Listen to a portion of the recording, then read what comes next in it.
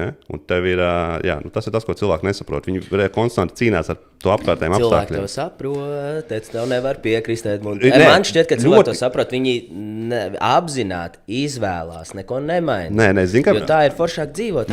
Vienkārši ir ļoti grūti. Ir ļoti grūti, tad, kad tev ir tie apstākļi tādi, kā tu negribi. Ja? Tu dzīvoklī, kas tev nepatīk, šādi arī, kas tev nepatīk. Ir super grūti noturēt tādu emociju un būt priecīgam un domāt par to nākotni, par to, kur tu ej. Ja?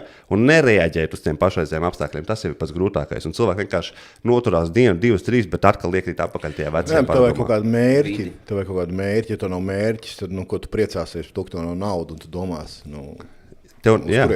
ir respektīvi jāmāk izslēgt tā reakcija un reaģēšana uz pašreizējo vidi, uz pašreizējiem notikumiem, bet būt tur, kur tu ej, zināt, ka tu tur nonāksi. Vienkārši tas ir laika jautājums. Un dzīvot jau tajā emocijā, tā kā tas ir noticis. Un tad neizbēgami tas notiks. Bet, protams, ir jādara.